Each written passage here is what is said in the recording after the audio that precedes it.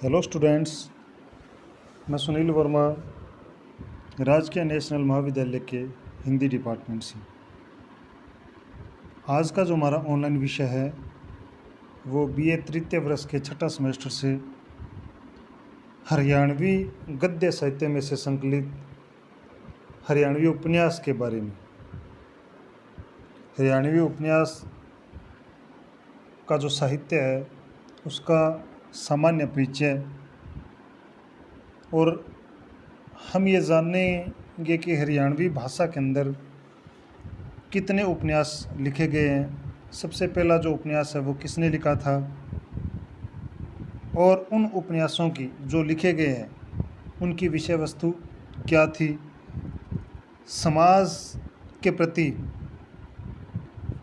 जो समाज लिखे गए हैं समाज के लिए उन साहित्यकारों या लेखकों द्वारा, क्या वो समाज के प्रति अपना जो उत्तरदायित्व है उसका वो निर्वहन करते हैं या नहीं। तो आइए हम विस्तार पूर्वक हरियाणवी उपन्यास साहित्य के बारे में चर्चा करते हैं। तो सबसे पहले हमें उपन्यास के बारे में, उसके सामान्य परिचय के बारे में हमें भली भांति जानकारी होनी चाहिए। देखो, हरियाणवी जो उपन्यास साहित्य है वो बहुत ही कम लिखा गया है। साहित्य यानी कि उपन्यास से संबंधित जो साहित्य है, या यूँ कहिए कि हरियाणवी भाषा के अंदर जो उपन्यास है वो बहुत ही कम लिखे गए हैं। न तो हरियाणवी भाषा के अंदर इन उपन्यासों की कोई हमें स्पष्ट रूप से कोई परिभाषा मिलती है, और न ही उसके बारे में विस्तार पूर्वक हमें कोई जानकारी मिलती है। लेकिन फिर भी हम उपन्यास के बारे में उसकी जो सामान्य परिचय, उसका जो शाब्दिक अर्थ है उसके बारे में भली भांति जानने की कोशिश करते हैं। उपन्यास, उप का मतलब होता है समीप, संस्कृत का शब्द है ये, और न्यास का मतलब धरोहर, यानी कि जो हमारे समीप धरोहर होती है। अब इसका जो शाब्दिक अर्थ है शब्द के आधार पर, मनुष्य के समीप उसकी भाषा में रखी हुई धरोहर उपन्यास कहलाती है। यानी कि हमने जो उप प्लस न्यास जो शब्द पढ़ा है, उप का मतलब समीप और न्यास का मतलब धरोहर, लेकिन इसका जो शाब्दिक अर्थ बनता है वो मनुष्य के समीप उसकी भाषा के रूप में रखी हुई जो धरोहर है वो शाब्दिक अर्थ में उपन्यास कहलाती है। अब उपन्यास की जो प्रमुख परिभाषाएं हैं, अलग अलग साहित्यकारों ने, अच्छे लेखकों ने जो उपन्यास की जो परिभाषा दी है उसके बारे में हम प्रकाश डालते हैं। श्याम सुंदर दास, हिंदी साहित्य के आधुनिक काल के यूँ कहिए आलोचक, तो उन्होंने उपन्यास के बारे में क्या कहा है? उपन्यास मनुष्य के वास्तविक जीवन की काल्पनिक कथा है, कि मनुष्य के वास्तविक जीवन की काल्पनिक कथा है, कि उस उपन्यास के अंदर जो लेखक जिस विषय वस्तु को आधार बनाता ना, कुछ हद तक उस विषय वस्तु में उसके वास्तविक जीवन से जुड़ी हुई कुछ कल्पना के आधार पर कथा के समान वो निरंतर चलती रहती है। प्रेमचंद, जिनको उपन्यासों का सम्राट बोला जाता है, गोदान, गबन, निर्मला, इस प्रकार के कितने उन्होंने जो अच्छे और हिंदी भाषा के लिए जो उपन्यास लिखे हैं, वो उपन्यास की जो परिभाषा किस प्रकार से देते हैं उनके बारे में देखते हैं। उपन्यास मानव जीवन की समग्र कथा है। मानव चरित्र पर प्रकाश डालना और उसके रहस्यों को खोलना उपन्यास का मूल तत्व है। यानी कि मानव चरित्र के ऊपर प्रकाश डालते हुए उसके जो रहस्य होते हैं उन रहस्यों को खोलना ही उपन्यास का मूल और मुख्य तत्व प्रेमचंद ने माना है। उसके बाद में जैनेन्द्र, जो हिंदी साहित्य के मनोविश्लेषणवादी उपन्यासकार माने जाते हैं, जैनेन्द्र, वो उपन्यास के बारे में अपने किस प्रकार के विचार प्रस्तुत करते हैं?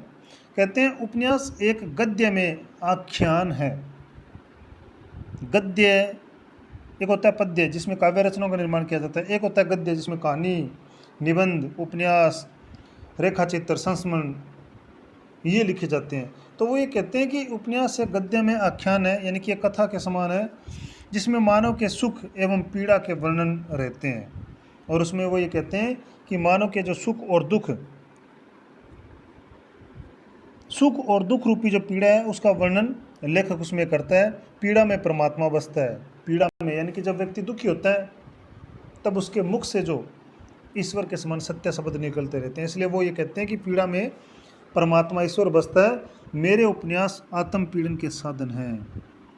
क्यों? क्योंकि वो मनोविश्लेषणात्मक उपन्यासकार है, इसलिए उनके जो उपन्यास हैं वो आत्म पीड़न, व्यक्ति के स्वयं की पीड़ा से संबंधित साधन के रूप में उनके उपन्यास माने जाते हैं। तो इस तरह से हमने उपन्यासों की परिभाषा, उनका जो सामान्य परिचय है, उनके जो शाब्दिक अर्थ है, और उसके बाद में विभिन्न जो लेखक है या साहित्यकार है उनकी जो परिभाषा, जैसे श्याम सुंदर दास की परिभाषा, प्रेमचंद की और जैनेंद्र, इनकी हमने क्या है उपन्यासों की जो परिभाषा, उस परिभाषा को भली भांति पढ़ा है।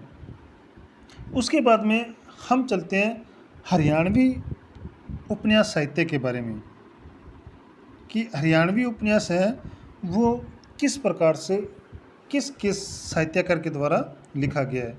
वैसे उपन्यास साहित्य की दृष्टि से हरियाणवी को बहुत अधिक वैभव संपन्न नहीं माना जाता, यानी कि ज़्यादा नहीं लिखा गया है, क्योंकि हरियाणवी भाषा में अभी तक बहुत अधिक उपन्यास नहीं लिखे गए हैं। और हाल ही में हुए जो शोध है उनके आधार पर हरियाणवी भाषा में अभी तक 3 ही उपन्यासों का प्रकाशन हुआ है। और ये जो तीनों उपन्यास हैं वो अलग अलग है, जैसे झाड़ू फिरी है, फफ्फा कुटनी है और समझने की मर। और इन तीनों में से जो प्रथम 2 उपन्यास है उनके जो लेखक हैं वो राजाराम शास्त्री है। तो अब हम जो सबसे पहले वो राजाराम शास्त्री के बारे में जानने की कोशिश करते हैं। राजाराम शास्त्री का जन्म हिसार के टोहाना में हुआ था, और इसके अलावा ये एक भाषा वैज्ञानिक और ज्योतिषी, विद्या में इनको विशेष ख्याति प्राप्त थी। इन्होंने हरियाणवी भाषा को साहित्यिक भाषा का दर्जा दिया, यानी कि हरियाणवी भाषा को अपने उपन्यास के माध्यम से, समझिए झाड़ू फिरी और फफा कुटनी के माध्यम से साहित्यिक भाषा का इन्होंने दर्जा भी दिलवाया है। 1963 में हरियाणा लोकमंच की स्थापना इन्होंने की थी, और इसके साथ साथ हरियाणवी संघ को विशेष प्रतिष्ठा दिलाने में इनकी महत्वपूर्ण भूमिका भी देखी जा सकती है। हरियाणवी भाषा में 2 उपन्यास सहित उन्होंने कुल 11 उपन्यास लिखे हैं, तथा 300 से अधिक रेडियो के जो लघु जो नाटक होते हैं उनकी भी उन्होंने निर्माण किया है। और 11 में से केवल 2 ही इनके जो उपन्यास है जो हरियाणवी भाषा में लिखे गए हैं, उनमें से एक झाड़ू फिरी और दूसरा फफ्फा कुटनी। तो अब हमें जो विचार विमर्श करना है, जिसके बारे में हमें पढ़ना है, वो है झाड़ू फिरी। झाड़ू फिरी एक सामाजिक उपन्यास है, यानी कि समाज के ऊपर आधारित ये उपन्यास है। उपन्यास में लेखक ने मनोवैज्ञानिक दृष्टि से घात प्रतिघात को आधार बनाकर कथानक का विकास किया है। मनोवैज्ञानिक, साइकोलॉजिस्ट, यानी कि मनोविश्लेषणात्मक आधार बनाकर ही घात और प्रतिघात से कथानक है, कथा वस्तु है या विषय वस्तु, उसका विकास किया है। सुखद भविष्य के लिए मन की शांति, सहनशीलता, चकाचौंध से परहेज तथा सेवा भाव को आवश्यक माना इस उपन्यास के अंदर। हास प्रयास एवं संकलित व्यंग्य विनोद के समावेश से रचना को मनोरंजकता प्रदान की गई है। कहने का मतलब हंसी मजाक, व्यंग्य, कटाक्ष, विनोद, मजाक के समावेश को आधार बनाकर ही इस उपन्यास के अंदर उन्होंने मनोरंजकता को भी प्रदान किया है लेखकों पाठकों के लिए। इसके साथ साथ हरियाणवी लोक दर्शन को भी जीवित रूप में प्रस्तुत किया गया है। कथानक में आदि से अंत तक जिज्ञासा का तत्व बना रहता है, यानी कि जो जिज्ञासा है वो पाठक के लिए या श्रोता के लिए निरंतर बनी रहती है। ठेठ हरियाणवी भाषा का प्रयोग, लोकोक्तियों और मुहावरों का सुंदर प्रयोग है। यह उपन्यास हरियाणवी भाषा साहित्य को समृद्ध करने में सक्षम है, यानी कि हरियाणवी जो भाषा उसको आगे ले जाने में ये जो उपन्यास है ये मील का पत्थर साबित होता है। तो झाड़ू फिरी उपन्यास राजाराम शास्त्री का एक सामाजिक उपन्यास है। उपन्यास एक कथानक हमारे समाज का सजीव चित्रण करता है। उपन्यास की कथा दो ऐसे नायक नायिकाओं की कथा है जिसमें एक नायक वैसे तो लड़की को पसंद करके विवाह करता है, परंतु भूल से वह किसी दूसरी लड़की को पसंद कराता है। विवाह के बाद जब बात खुलती है और उसे अपनी भूल का ज्ञान होता है तो वह उस लड़की का परित्याग कर देता है जिसके साथ उसकी शादी होती है। उपन्यास के दूसरे नायक का विवाह अचानक होता है। वह भी युवती के प्रथम दर्शन के बाद उसे त्याग कर चला जाना चाहता है। पहले नायक की पत्नी सुशील है, उसे भरोसा है कि वह अपनी सेवा से नायक का दिल जीत लेगी। दूसरे नायक की पत्नी नारियल की भांति ऊपर से कठोर परंतु अंदर से विनम्र है। इस तरह उपन्यास में लेखक ने पूरे मनोवैज्ञानिक रूप से दोनों जोड़ों के घात प्रतिघातों का और उनके संघर्षों का संपूर्ण चित्रण किया है। और उपन्यास के बारे में लेखक शिवम उसकी भूमिका में ये लिखते हैं कि झाड़ू फ्री जहाँ अपने प्रदेश के लोगों को अपने प्रदेश की प्रतिभा से परिचित करवाने का हरियाणा लोकमंच का प्रथम प्रयास है, वहाँ भारत के भाषा शास्त्रियों के लिए एक खुला चैलेंज भी है। हरियाणवी भाषा को लोग प्राय एक बोली से अधिक महत्व नहीं देते, जबकि वास्तविकता यह है कि इसमें एक भाषा के पूर्ण गुण विद्यमान हैं। इस प्रकार हरियाणवी भाषा इस उपन्यास में अपने महत्व को स्पष्ट रूप से प्रकट करती है और उस महत्व के आधार पर उन्होंने ये जो उपन्यास है झाड़ू फ्री ये उपन्यास लिखा है। और इसकी जो कथा वस्तु है वो जो मैंने अभी आपको बताया है उसी प्रकार से है। और उपन्यास का जो मुख्य उद्देश्य है वो समाज हित से ही संबंधित है। इनका जो दूसरा उपन्यास है फफ्फा कुटनी, वो एक सामाजिक सरोकार वाला यानी कि समाज हित से संबंधित या समाज के अंदर एक निश्चित संदेश देने वाला उपन्यास है। लेकिन अभी उस उपन्यास के ऊपर इतनी चर्चा नहीं हुई है जितनी झाड़ू फ्री उपन्यास के ऊपर हुई है। यानी कि ये समझिए कि जो फफ्फा कुटनी उपन्यास है उसके बारे में अभी हमारे पास कोई विशेष विषय वस्तु से संबंधित कोई सामग्री नहीं है जिससे मैं आपको विस्तार पूर्वक उसके बारे में बता सकूं। लेकिन इतना स्पष्ट है कि वो उपन्यास भी एक सामाजिक सरोकार से संबंधित उपन्यास है और समाज हित के लिए लिखा गया उपन्यास है। तो इस तरह से राजाराम शास्त्री के दो उपन्यास है, झाड़ू फ्री और फफ्फा कुटनी। सबसे पहला जो उपन्यास है हरियाणवी साहित्य का वो झाड़ू फ्री माना गया है। उसके बाद में दूसरा जो है दूसरे जो लेखक हैं वो है डॉक्टर श्याम सखा श्याम। इनका जन्म रोहतक में हुआ है। इन्होंने शिक्षा MBBS, CGP और LLB की डिग्री प्राप्त की है। रचना इनकी है हिंदी काव्य संग्रह एक टुकड़ा दर्द, हिंदी कहानी संकलन अकथ मसी कागज और लोक कथा संग्रह घनी गई थोड़ी रही जो हरियाणवी भाषा में लिखा गया है। उपन्यास इनका समझनीय कीमर और पुरस्कार इनको हरियाणवी साहित्य अकादमी से पुरस्कृत भी किया जा चुका है। तो कहने का मतलब इन्होंने इनका जो उपन्यास है वो है समझनीय की मर। उसके बारे में हम आगे विस्तार पूर्वक पढ़ते हैं। समझनीय की मर हरियाणवी में रचित एक आंचलिक उपन्यास है। आंचलिक जो अंचल विशेष से संबंधित रखता है, यानी कि एक ऐसा उपन्यास जिसके अंदर वहाँ के क्षेत्र विशेष से संबंधित ही चरित्र को उठाया जाता है, वहाँ के क्षेत्र विशेष से संबंधित ही भाषा के कुछ एक शब्दों को उठाया जाता है। यानी कि वहाँ की जो क्षेत्र विशेष से संबंधित जो विषय वस्तु है उसी के आधार पर उसी अंचल विशेष को आधार बनाकर ही उपन्यास का निर्माण करना ही आंचलिक उपन्यास कहलाता है। इसका कथानक दो वक्ताओं द्वारा दो श्रोताओं को सुनाई गई बातचीत पर आधारित है। दो वक्ता होते हैं और दो श्रोता सुनने वाले होते हैं, उन्हीं की बातचीत के आधार पर इनका कथानक या कथा वस्तु मानी गई है। इस उपन्यास में भारत की राष्ट्रीयता से विमुख स्वार्थ केंद्रित राजनीति को आधार बनाया गया है। कारगिल युद्ध की घटना को राजनीति का परिणाम माना है। नायक नफे सिंह शहीद हो जाता है। उसकी पत्नी विधवा अमृता को मिलने वाली 10 लाख की राशि उसका ससुर रण सिंह हड़पने का ढोंग करता है। जीत अमृता की होती है और 10 लाख की राशि से कन्याओं के लिए वह तकनीकी स्कूल की स्थापना करती है। उपन्यास में नफे सिंह के बलिदान और अमृता के त्याग के द्वारा सेवा भाव के उद्धार उदाहरणों के माध्यम से देशभक्ति का उज्जवल आदर्श प्रस्तुत किया गया है।